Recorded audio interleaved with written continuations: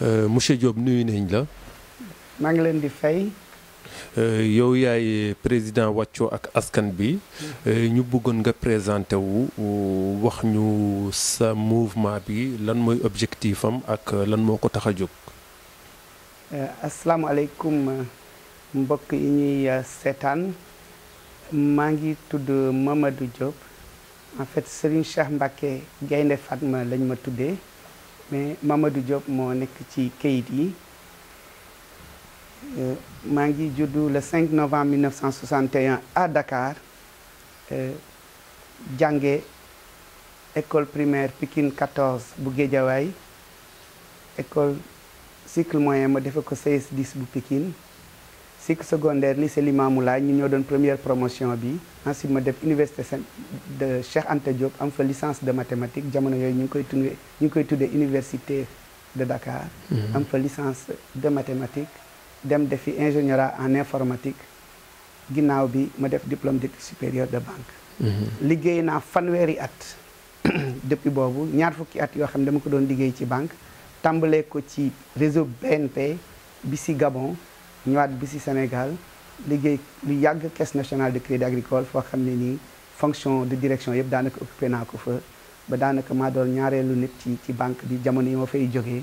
ci 2008 créé man ak sama yeneen xarit ñu créé suñu société depuis 10 ans ñuy liggéey ci biir Afrique yëpp. loolu mooy li nga xamee ne nii sama parcours professionnel. lan moo tax mouvement wàccoog askan wi. wàccoog askan wi ndaxte dañoo jàpp ni kaddu kilifa dafa am solo surtout kaddu njiitu réew nit ki su jógee ba ni damay daagaan bopp réew mi. li mu war a njëkk a jàpp. mooy ni kàddoom mooy kàddu réew mi moom la àddina bi yëpp di déglu muy kàddu Sénégal lépp lu mu war a wax daf ko war a jëfe engagement bu mu jël daf ko war a respecté vis-à-vis de askanu Sénégal ndax biñ koy fal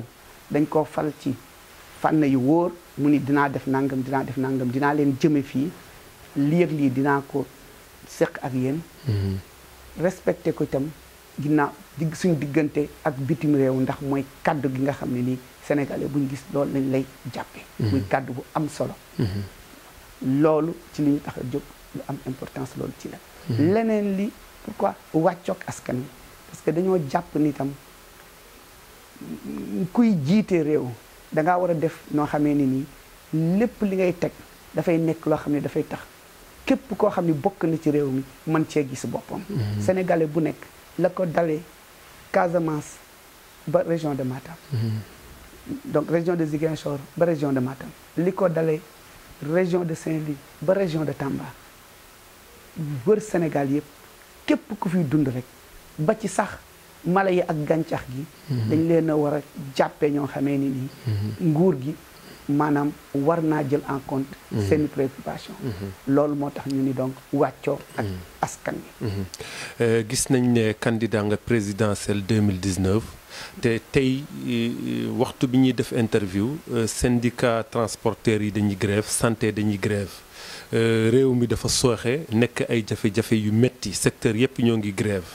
yow en tant que candidat boo xamante da nga ñëw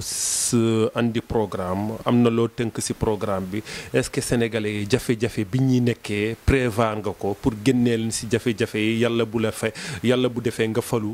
président wala ngay jongantek sa yeneen moroomu nawle yi. loolu rek moo ma tax a jóg damay nit koo xam ne ñi ma xam. jaaxal na leen sax bi ma nelee damay présenter candidature élection présidentielle ndaxte dama nekk koo xam ne dund bu discret liggéey toppatoo sama njaboot toppatoo samay wéyjur joxe addiya loolu laa nekk li nga xam ne nii moom laa mësoon di def waaye nag dañoo toll foo xam ne réew mi soxla na ku leen jàppale ku leen dimbali ku leen wollu damay wax toujours ni askanu Sénégal dafa rafle ci juróom wala juróom benn yi nga xamee ni benn doomu aadama waru koo ñàkk muy dëkkuwaay bu baax soo waxee dëkkuwaay bu baax du rek nga am sax kër gu baax déjà kër gu baax dafa jafe waaye nag nga boole ci aussi environnement bu sell ci mbirum ndox mbirum assainissement ak leneen ak leneen. fi mu nekk nii da ngay tabax sa kër gu rafet sax mais doo mën a am ndox pour entretenir kër gi ay 2 heures 3 heures du matin nit ñi di yeewu. mu am jafe-jafe. même chose ci question assainissement. damay wax ni même côté yi nga xam ne moom la ñuy jàpp ci tubaab di ko wax naan quartier les plus huppés muy dëkkuwaay yi nga xam ne moom la ñu jàpp ni foofu mooy gën a bakkane fu mel ni Almadies sax problème assainissement dafa am. soo demee ci banlieue bi problème assainissement problème inondation dafa am. nga jël fu mel ni dëkk bu mag comme Touba. nga xam ni daanaka 2 millions nit ña nga fa. nga xam ni fi mu ne moom moo tax daanaka Dakar di mën a respirer. ndax jàpp leen ni ñi nekk Touba su doon par exemple amuñu fu mel ni Touba fu leen attiré ñoom ñu bëggoon ñëw dankaloo ak ñi nekk Dakar musiba bi mu nar a créé. dëkk bu mel noonu tey jii nawet mbedd yëpp dafay taa. kër yi dañuy taa. ñu am ay problème assainissement. muy loo xam ne ni dafa am solo loo xam ne ni état def ci war def plan d'urgence par exemple fu mel ni Touba. plan d'urgence ci régler problème inondation banlieue bi lu raw li nga xamee ni nii moom moo fexe woon jusqu'à présent. muy benn fànn muy problème mu dëkkuwaay bi. ñaareel bi fànn wax nga ko léegi mënoon naa tàmbali ci neen yi mais naa jël boobu ginnaaw dëkkuwaay mbiru wér-gu-yaram. nit état daf ko ameel su amee jafe-jafe ci wér-gu-yaramam mu mën a dem faju muy ci hôpital muy ci centre de santé muy ci poste de santé muy ci case de santé yooyu dañ ko war a am mais yooyu yëpp dafa am ay jafe-jafe jafe-jafe ci dëkk yu mag yëpp jafe-jafe ci gox-goxaan yi ñetteel bi mooy mbirum ñoo ngi jëm ci rentrée des classes mbirum éducation at mu jot même chose la ñuy am ñu ñuy def problème mu année blanche ndax daanaka soo leen seetloo année yëpp ñu ngi frôler année blanche ñu ngi koy frôler ci li wóor moom mooy ni bis bu amee ñi nga xam ni seen doom day jàng école privée ak ñi nga xam ni seen doom day jàng école publique ñoom ñëpp ci nar a souffrir parce que du am année blanche pour waa école publique année école privée yi dem defi examen déedéet ñëpp ciy souffrir muy problème bu mag dinaa ci ñëwaat ci kanam wax naa problème mu sécurité aussi kaaraange ci biir réew mi ci biir kër yi kaaraange ci biti donc yoo xam ne ni dañ ci raflé yoo xam ne ni dañ ci war ay situation d'urgence la yoo xam ne mënta am bombe sociale moo nekk ci dëkk bi boo xam ne dañ ci war a dañ ko war a régler la loolu nag lépp nag nekk problème mu système damay wax souvent ni ñeenti président jaar nañ Senghor Abdou Diouf Abdoulaye Wade Macky Sall ci ay alternance yoo xam ne yëpp maîtrisé la Senghor moom moo bàyyi woon ci kat coobareem jox Abdou Diouf maîtrisé Abdou Diouf peuple sénégalais doyle wax ko ni ko ah keneen lañ fi bëgg a teg de manière pacifique de la même manière Abdoulaye Wade ak Macky Sall donc toujours de manière pacifique mais li ñuy gis moom mooy ni problème bi dépassé na problème mu nit système bi ci boppam moom la ñu war a xoolaat ci ñun ci loolu la ñuy liggéey est-ce que Macky Sall wàccoo na ak askan bi depuis bi ñu ko falee 2012 mais loolu kay sénégalais boo laaj fi mu nekk ni mën na la tontul boppam clairement yi ma la fànn yi ma la citeel yëpp bu ci nekk dañ ci dellu ginnaaw ci mbiru dëkkuwaay gis nañ ni assainissement ak yooyu yëpp dañu am problème fi mu nekk nii mbiru kër li loyer mooy li gën a it poser problème askanu Sénégal alors ci yeneen dëkk yi li nga xam ne nii moom mooy am moom mooy que pays européen su dee yow da nga choisir yow yaay choisir ni man dama bëgg di am di dund ci location mais soo ko bëggee te très rapidement dañ lay accompagner nga mën a am sa kër ñun loolu lañ fi bëgg indi toujours ñoom ñu ngi wax indemnité de logement prime de logement ak yooyu suñu programme yëpp ñun ñu ngi ko bâtir ci fexe ba Sénégalais yi am logement Sénégalais bi nekk biir Sénégal ak bi nekk bitim réew yëpp li mu gën a bëgg moom mooy logement soo jógee ci loolu def programme bi nga war a def di nga mën a relancer économie bi fexe ba nit ñi am liggéey xale yi am liggéey parce que xale yi actuellement nii génération bañ lan lañ tudde seen bopp 6 heures du matin la ñuy dem tëddi pour doo gàcce di gis seen yaay wala seen papa bi nga xam ne mooy retraité di génnee dépense ñoom duñ def lu dul naan ataaya wala naan café moo tax dañuy toog ba 6 heures du matin julli suba doog a dem tëddi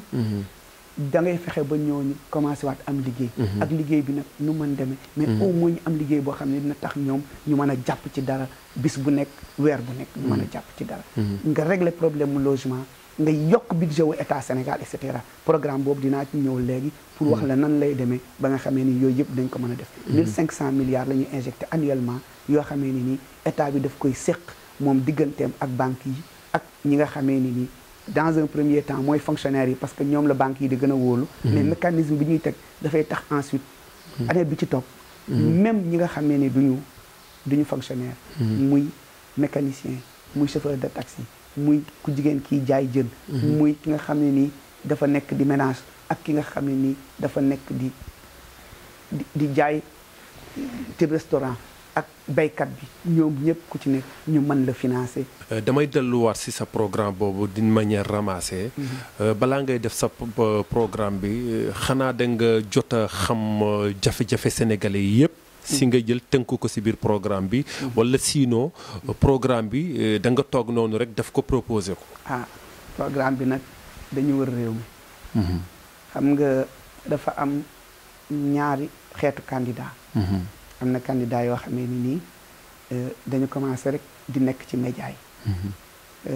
man suma attaché de communication mën na la ko wax sax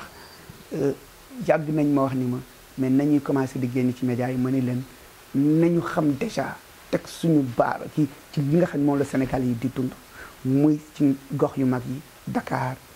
Touba Thiès nangam ak nangam ak nangam mais nañ dem aussi ci biir gox-goxaan yi dem xool lan la nit ñi di dund soo paree di nga mën ni lii may def nii daf may wóor ni su ma ko defee Sénégal yi dinañ ci gis seen bopp kon noonu laa defaree suñu programme bi noonu lañ ci xalaate ay kàngam nag xalaat ci ñoo xam ne ñenn ñi ngi Sénégal ñenn ñi ñu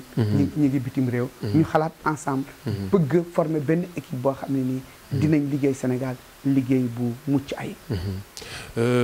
fekk élection présidentielle bi moins de 6 mois la ban stratégie ak ban pexe nga mettre en place pour mën a am plus de voix ak ban liggéey ngay waaj a ñëw di def balaa élection yi waaw xam nga mooy li ma la wax nii rek ni la ñun li ñu ëppaloon solo moom mooy dem di gisante ak askan wi moo tax suñu xel dal par exemple ci li nga xam ne moom la nit ñi di woowee parrainage parce que wóor nañu ni nombre de signatures yi ñu soxla dinañ ko am parce que ñoo ngi liggéey ak askan wi suñu xel dal aussi ci élection yi ñu jëm damay wax nit ñi souvent nit ñi li ñu jàpp mooy ni ñun mën nañ gagner élection yi ci premier tour bi incha allah bu soobee suñu borom mën nañ ko gagner ci premier tour ci su deuxième tour doon am itam incha allah ñun dinañ bokk ci ñi nga xam ne ñooy jongante ci deuxième tour bi kooku amuñu ci sax sikki sàkk loolu li ko indi mooy ñun dañu nekk di travailler de manière méthodique gis nañ ne si biir Sénégal tamit wàllu diine kaa la est-ce que sa programme bi jël na ko en compte wàllu diine du kaa de diine wàllu diine Sénégal kaa la wàllu diine chaque année ñaari julli ñooy am ñaari weer la ñuy sentu donc y a plusieurs problèmes donc moo tax ma ne kaale est-ce que programme bi jël na ko en compte gis nga Sénégal ñaar yëf moo ko téye kilifa diine ak jigéen ñi puisque diine nga wax ma wax la ci diine Sénégal ñaar ñoo ko téye kilifa diine ñoo téye réew mi ba basculé wul ci yenn yi nga xam yeneen réew yi moom lañ xam famille yi jigéen ñi ñoo leen téye ca may ma ci ñaar yooyu ma wax la ci lu am importance soo jëlee réew Afrique nga gis yëpp bu ci nekk yaa ngi ci ay guerre yu ma xamoon même Mali bi nga xam ni gëm nañ comme ñun gëm nañ vraiment ñu gëm lañ parce que man dama fay dem tout le temps seen problème mooy dañu amul kilifteef ci wàllu diine ñun nag loolu lañ am ñun ñooy ñoo xamee ne nii sénégalais boo ci gis daanaka su jafe-jafe amee mi ngi déglu lan la sëñ Muntaxa di déglu lan la sëñ Mbay di wax lan la sëñ Mbay Si Mansour di wax lan la waa Njaasaan di wax maam Cheikh Mamadou Kunta bi fa nekk lan la waa ñaseen yi di wax. mais du tere population yi dañuy critiquer parfois ah. ñooñu ñu ndaw lañ ñu ndaw lañ dëkk boo gis suñu boroom sax comme ni ñu koy waxee am na ñu ko gëm ak ñu ko gëmul mu bàyyi noonu yonent bi alayhi salaatu wasalaam am na ñu gëm l'islam am na ñu gëm beneen religion. yooyu yëpp nekk fi kon loolu mënul ñàkk mais stabilité réew mi mu ngi nekk cohésion sociale bi nga xam ni ak lecture de la situation bi nga xam ni chef religieux musulman chrétien am nañ ko. te gis nga loolu lu mat a fonk la man de su ma yàlla denkee réew mi ñooñu damay gën a wéeru ci ñoom nag du ñi nga xamee ni nii dañoo bëgg a mbubboo l'islam wala confrérie yi ci li ñuy def du yoon nga bàyyi leen ñuy def lu leen neex même su bokkoon ci ñoom dafay indi loo xamee ni nii du loo xam ne day jëmale réew mi kanam ndax nag diine bokk na ci lépp li nga xam ni dafay jëmale sa réew kanam nañu jàpp bu baax ca fonk suñu kilifa diine la sa question nag tax na aussi nga tax ma wax ci jigéen ñi dama la wax ni la li nga xam ni tubaab daf koy résilience familiale tey jigéen ñi ñoo ko yore ñëpp xam nañ ni ñoo ngi toll ci jamono boo xamee ne nii ñu ëpp ci góor ñi dem nañ retraite wala seen dooleen néew na xale yi mën a guñ am liggéey jigéen ñi ñoo fi yeewu ay 3 heures 4 heures du matin di dem di sonn di lu nekk ñu koy jaay yore seen leget yi yore yeneen napp yi yore nangam ak nangam loolu mooy loo xamee ni nii dafa am solo moo tax ñun dañu am ñaari fànn ci activité yi ñu mëne activité politique mais aussi activité de développement boo xamee ne ni dañuy fexe ba képp koo xamee ne ni nekk nga maanaam ci mouvement yooyu jigéen ñi luñ la mën a jàppale ci maanaam dooleel la ci financement ñu wan la ay yoon yoo xam ne di nga ko mën a am lépp loo xam ne ci formation la doon ñu defal la loo xamee ni di nga ko mën voilà loolu mooy ay mbir yoo xam ni am na solo lool ci loolu dafay tax ñu war a delloo njukkal jigéenu Sénégal yi jaaraama jigéen gis nañ ne président Macky Sall bi mu ñëwee cité religieuse am na fu mu ko fekkoon mu am lu mu si yokk ñëpp xam na ne am na ñoo xamante ne sax daluwaay ak ay tabax et cetera mu vraiment mu def si lu rafet tey man sama question fi mu situé wu tey boo ñëwee par exemple am na foo ko fekk mu toll lan nga prévoir sa biir programme ba nga xamante ne cité religieuse boo ñëwee moo xam Touba la Tivaouane la moo xam église la lan nga prévoir nga xamante ne loo xamante ne da nga koy yokku. waaw xam nga bon maa ngi koy remercier ci vraiment di ko féliciter ci acte boobu mu def. mais jéego yi waroon na dem fu gën a sori. féliciter en tant que njiitu réew mais nag na leer ñëpp ni impôt sénégalais yi moom moo defar loolu. damay wax souvent ni xale bi nga xam ni. dafa judd fi mu nekk nii bi may waxee ak yow nii juróom-ñeenti weer ci ginnaaw la impôt lañ ko commencé di collecté ndax yaayam dem na passé visite bi muy dem jël na oto bi mu demee dagg na ticket yooyu yëpp fayu nañ ci impôt muy l'impôt boo xamee ni nii moom la ñuy dajale l'impôt yooyu yëpp la ñuy dajale jox ko njiitu réew mi ni ko defal ñu ci nangam ak nangam ak nangam mais soo xoolee li nga naan moom lañ def ci cité religieuse yi mais tabax nañ benn salle omnisport 66 milliards liñ def ci cité religieuse yi matul 6 milliards xoolal différence bi 66 milliards ci benn salle omnisport soo ko waroon def sax ci mbirum sport da nga ko war a tasaare ci biir gox yëpp ba nga xam ne xale ba nekk Sédhiou xale ba nekk Kolda xale ba nekk Tamba ba nekk Kédougou xale ba nekk Matam ñoom ñëpp dinañ am ay terrain fonctionnel yoo xamee ni dinañ mën a def sport parce que sport dafa am ñaari fànn yoo xam ne am na ko tey ji ci réew mi ci àdduna bi benn bi moom mooy tàggat nit ki beneen bi moom mooy créer ay champion yoo xamee ni dañuy mën a indil valeur ajoutée dëkk bi indil ko ci maanaam màkkaama dëkk bi indil ko aussi ci mbirum koom-koom loolu nekkoon loo xam ne nii moo gën tabax benn salle ci 66 milliards kon suñ waxee cité religieuse yi ñun li ñu jàpp moom mooy ni incha allah dinañ def benn fonds boo xamee ni nii ci budget état bi dañuy gunge suñu daara yi éducation boobu dafa am solo ci dañuy capital humain soo seet loolu leen ñun borom cravate yi man ak yow ak ñeneen ñun ñooy ñi nga xamee ni nii lan la ñuy xaar nomination rek nga jox ñu société waaye ñu yàqate ko société yëpp daaneel nañ leen ci loolu lépp li nga xam ne moo fi baax ci réew mi di employé ay nit li ci ëpp ku jóge ci daara moo ko fi def ndongo daara wala koo xam ne yaru daara la ko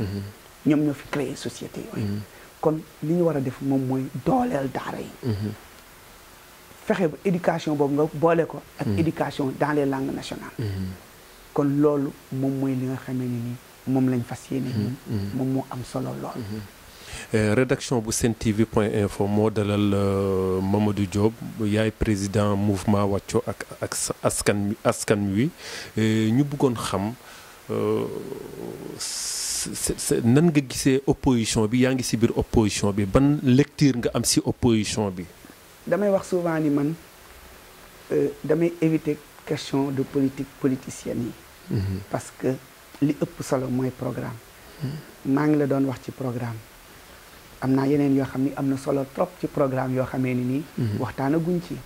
waxtaanuñ ci nan lañ war a yaxanale koom-koomu réew mi waxtaan aguñ ci nan lañ war a toppatoo mbay mi waxtaan aguñ ci chemin de fer bi nga xam ni dama bëgg mu yegg ba Matam bëgg mu yegg ba Ziguinchor di jaar Kolda Sédhiou au lieu ñuy defar benn RER de 1000 milliards de francs CFA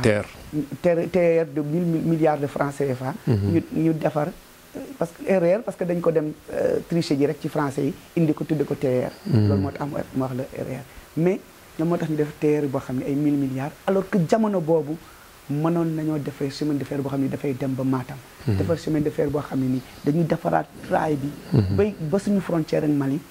am branchement boo xam ne dafay dem jaar Kolda jaar Sédhiou dugg Ziguinchor ba pare nga maaye biir réew mi nga xamee ni nii soo ko defee dëkk yëpp ngay soqaliwaat ndax fu train bi sifflé rek di nit ñi dina fekk activité économique am ci gaar boobu nit ñi mën a joxalante ak ñi nga xam ni duñ waa gox boobu koom-koom bi delluwaat jëm ci kanam marchandise mi di mën a circuler parce que bu la kenn nax marchandise train moo gën a gaaw ci circuler loolu dëkk bu mel ni nga xam Casamance Ziguinchor Kolda Sédhiou nga xam ni dafa am importance lool ci Sénégal Casamance moo ëpp doole pétrole gaz bi nga xam ni moom la ñu topp nga man topp fa noo xam ni lépp li ñu fay bayee lenn li ñu ko fay mën a transformer li ci ëpp ci ay petite nag entreprise yoo xam ne ni man loolu laa xam ay entreprise à taille humaine sama secteur secondaire man du secteur secondaire boo xamee ni nii da ngay créer entreprise yu rëy di fa def ay machines yoo xam ne da nga koy jënd bitim yow ci alal ju dul jeex déedéet entreprise yu yem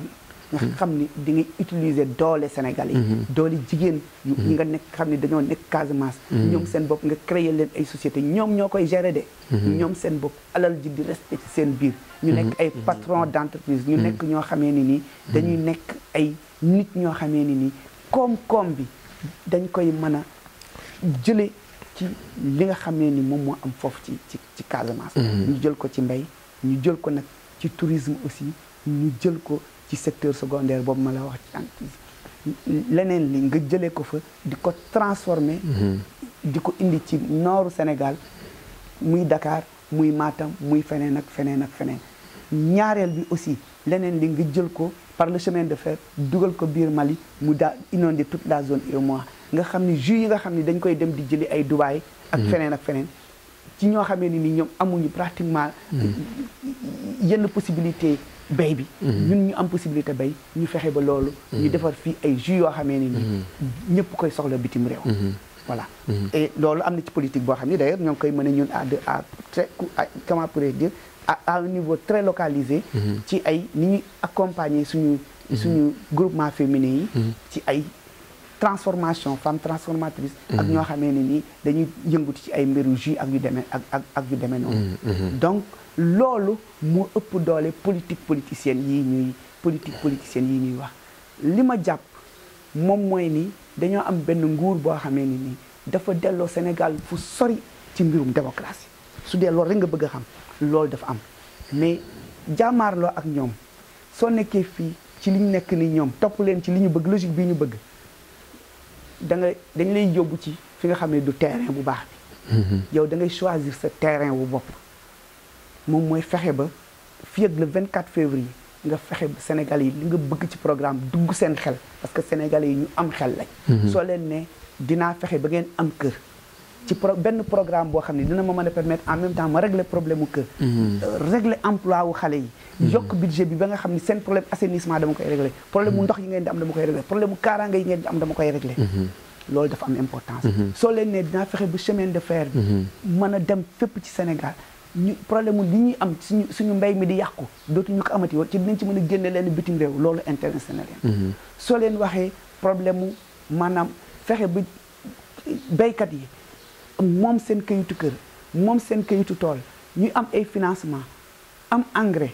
am machine yoo xam ne du machine yu rëy yoo xam ne daf leen di sonal waaye machine yu yemamaay yoo xamee ne nii dañuy mën a kii def leen soo leen waxee damay désengorger Dakar fexe xale yi ku nekk ma def la un Sénégalais un terrain xale bu Sénégal bu am 18 ans wala lu ko ëpp wala nitu Sénégal bu am 18 ans wala lu ko ëpp mosoo am terrain ñu fexe ba nga am terrain ñu bari nit ñi fi ñukk Dakar même soo leen mën nga leen di jox 150 mètres carrés Dakar nga yóbbu leen 1000 mètres carrés par exemple ci benn région boo xamee ne ni dinañ fa mën a commencer tàmbali seen mbay ak seen leneen ak leneen sama dernière question fan nga toll ak parrainage bi parrainage bi mooy li ma la waxoon sànq ci biir rek ñoo ngi ciy liggéey et di am ay remontées très positives ci ñëpp ñi nga xamee ni nii ñu ngi ciy liggéey ak ñun donc incha allah waxtu bi su jotee dinañ yóbbu suñuy nombre de kii yi nga xamee ni nii moom lañ soxla li may wax foofu rek moom mooy ni dafa am loo xam ni daf ma xaw a jaaxal sax ci nguur gi parce que li doon logique moo doon nit ñi ñu laaj leen seen caution avant ñuy joxe fiche de parrainage kon yow dafa mel ni yow pare nga mais man dama ñëw pour liggéey Sénégal suma Sénégal yi wóoloo incha allah loolu moo ma tax a jóg parce que dama jàpp ni réew mi politiciens yi toog nañ 60 ans jéem ñu gis niñ tëlee ñun ñi nga xam ni ay chef d'entreprise lañ ak ñeneen ñi nga xam ni dañu nekk bitim réew ay sénégalais di liggéey ñun dañoo ànd ngir mën a liggéey ensemble suñu réew pare nañ suñu Sénégal yi wóoloo pour beneen Sénégal génn keneen day jóge bitim réew xemmeem ñëw dëkk si fii ndax am na dinañ am lépp li nga xamee ne ni yeneen dëkk yi mën nañ koo am te ñu rawe leen nag lenn moom mooy suñu cosaan bu riche suñu société boo xam ne société bu neex a dund la suñu diine boo xamee ni nii diine la boo xamee ni nii day jëmale day dalal réew day tax réew am jàmm dal loolu yëpp di ay facteurs yoo xam ne ni Sénégal moo ko am ëppale ko réew yu baree nga xam ni bis buñ ko defee suñu xale yi bis bu ñu amee seen passeport duñ soxla dem jaar ci géej gi wala jaar ci désert li ñuy def moom mooy fexe ba Sénégalais su yoree passeport am fu mu dem ñooñu accueillir ko avec dignité parce que ñooñu dañuy bëgg a ñëw réewam moom nit ki su bëggee ñëw sa réew pour liggéey wala mu bëgg ñëw sa réew pour faju wala mu bëgg ñëw sa réew pour investir sainement soo demee réewam dina la accueillir ni mu la war a accueillir ak tapis rouge kaddu yu mujj yi ngay tëjee mais sant leen sant waa Sénégal di leen wax ni ñun ñuy xuus ci liggéey bi ñu di leen bëgg nag toujours ñuy déglu programme parce que ñun programme la ñuy wax su dee critiquer rek ñun ñëpp ku ci nekk xam nga li góor gi di def lu doy waar la rafle nañ ci lépp fi mu nekk nii Sénégal yi seen poche amatul sax xaalis damay wax toujours ni junni soo ko yoree pour weccee ko fi mu nekk nii jafe na inondation yi ñu ngi koy gis ak nangam critiquer moom jaru ko man li may ëppal solo moom mooy nekk ci programme di wax toujours nan laay fexe ci fànn bu nekk nag fexe ba Sénégalais yi avancé ci seen programme loolu moom mooy li nga xam ne nii moom moo am solo pour ñun ñoo ngi dalaloon tey Mamadou Diop président mouvement Wàccoo ak askan wi rédaction bu sentv.info moo ngi leen di sant di leen gërëm. jërëjëf maa ngi leen di sant man tam di leen. merci monsieur Diop. jërëjëf.